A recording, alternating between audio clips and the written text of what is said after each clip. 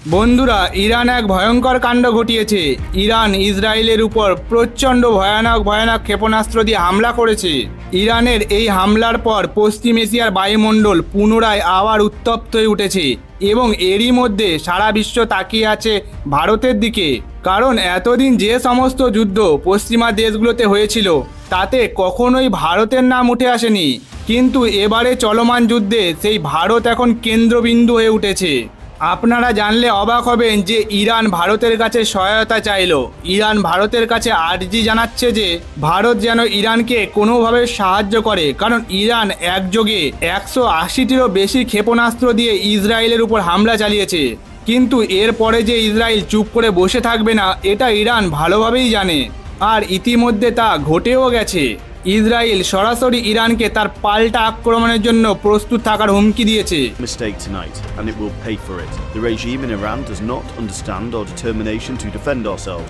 এবং ইরান এতে প্রচণ্ড ভয় পেয়ে গেছে যে ইসরায়েল হয়তো পারমাণবিক বোমা দিয়ে ইরানের উপর হামলা করবে। এর পরপরই ইরান আর দেরি না করে ভারতের কাছে সাহায্যের জন্য হাত বাড়িয়ে দেয়।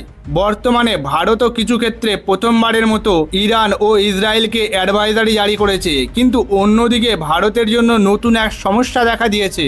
ভারতের যে এনার্জি সিকিউরিটি আছে তা সম্পূর্ণভাবে বিপদের সম্মুখীন হয়ে পড়েছে।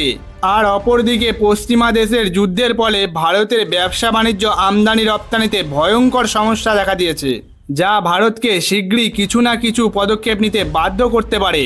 এই ভিডিওতে আমরা বিস্তারিতভাবে জানার চেষ্টা করব যে ভারত কিভাবে ইরান ও ইসরায়েলের যুদ্ধের মধ্যে আটকে পড়েছে, এবং একই সঙ্গে আমরা আপনাকে এটাও বলতে যাচ্ছি যে ভারতে নতুন কি সমস্যা দেখা দিয়েছে এবং ভারত কিভাবে এটিকে মোকাবেলা করছে। তবে ভিডিওতে এগিয়ে যাওয়ার আগে আপনাদের কাছে একটি ছোট্ট অনুরোধ করব, ভিডিওটিকে একটি লাইক করে আমাদের এই চ্যানেলটিকে সাবস্ক্রাইব করে নিন। এটি আপনাদের কাছে একটি ছোট্ট কাজ, কিন্তু আমাদের অনেক সুবিধা হয়। আসলে ইউক্রেন ও রাশিয়ার মধ্যে একদিকে তো যুদ্ধ চলছে, যেই যুদ্ধ 3 বছর পূর্ণ হতে চলেছে। যদিও ভারত এটা জানে কিভাবে তার কূটনীতি এবং রাজনীতিকে ভালোভাবে ব্যবহার করতে হয়। রাশিয়া ইউক্রেনের যুদ্ধের সময় যখন বিশ্বের বড় বড় দেশগুলির অর্থনীতি দুর্বল হতে শুরু করেছিল, সেই সময়েও ভারত তাদের অর্থনীতিকে শক্তিশালীভাবে নিয়ন্ত্রণ করেছে। এবং গত 2.5 বছরে যদি কোনো দেশের অর্থনীতি দ্রুততম ক্রমবর্ধমান হয় তবে তা ভারত, এবং আজও ভারতের জিডিপি গতি বিশ্বের সমস্ত দেশের চেয়ে এগিয়ে। কারণ ভারত এখানে নিজের শক্তিকে সুরক্ষিত করার দিকে মনোনিবেশ করেছিল, যেখানে ভারতে মার্কিন নিষেধাজ্ঞা থাকা সত্ত্বেও নিজের রাজনৈতিক শক্তিকে প্রয়োগ করে ডলারের পরিবর্তে সরাসরি রুপিতে টাকা দিয়ে রাশিয়া থেকে কম দামে তেল কিনতে শুরু করে। এবং ভারত যখন সস্তা দামে অপরিশোধিত তেল পেতে শুরু করে তখন আমরা সেটাকে রিফাইন করে ডিজেল ও পেট্রোলের মতো দরকারি জ্বালানিতে কনভার্ট করি।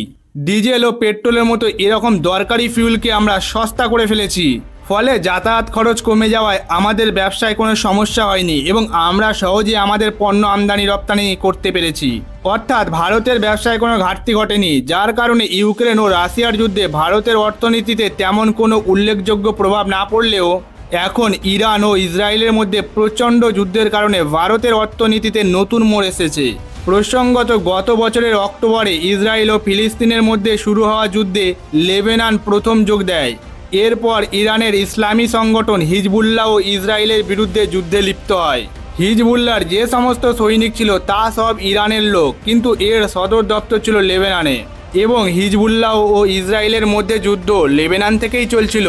কিন্তু অতীতে পেজরা হামলা ও ওয়াকিটকি হামলা ইসরায়েল যেভাবে গোপনে হিজবুল্লাহর আতঙ্কবাদীদের হত্যা করেছে, এতে হিজবুল্লাহর প্রধানও নিহত হয়েছেন।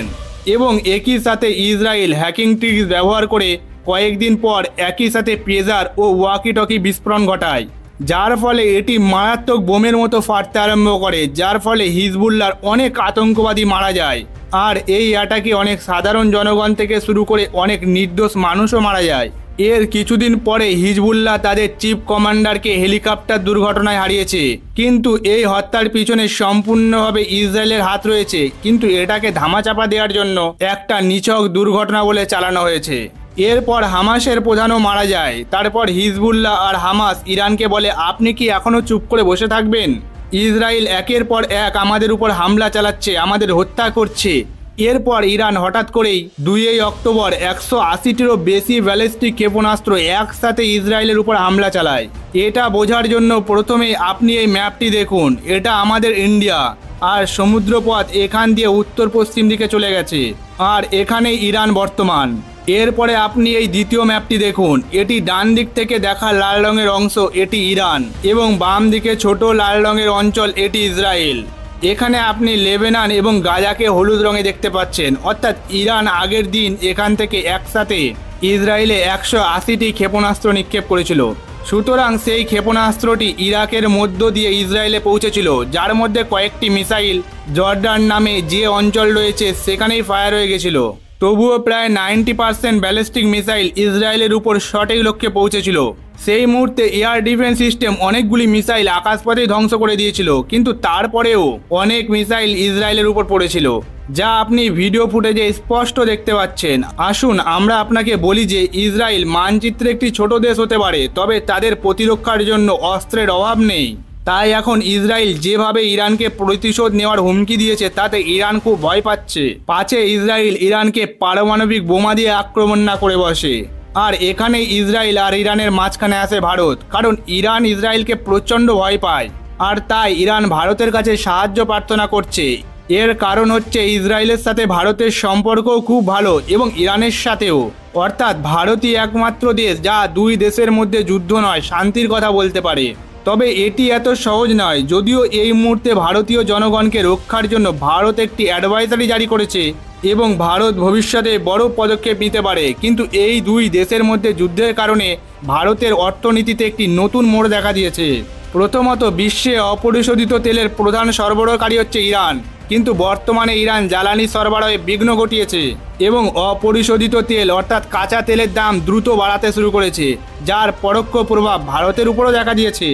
এবং আমাদের জন্য দ্বিতীয় বৃহত্তম বিষয় হলো ভারতের ব্যবসা ইউরোপ থেকে শুরু করে মধ্য দেশগুলো পর্যন্ত হয়, অর্থাৎ আমরা এই দেশগুলিতে আমাদের জিনিসপত্র ইম্পোর্ট এবং এক্সপোর্ট করে থাকি, যার মধ্যে বেশিরভাগই রাস্তায় সমুদ্রপথে জাহাজের মাধ্যমে পরিবহন করা হয়। তবে এখন এই উত্তেজনার কারণে জলদস্যুদের দ্বারা জাহাজে হামলার ঝুঁকি রয়েছে, তাই বর্তমানে এক বিরাট চিন্তার ভাঁজ পড়েছে ভারতের কাছে।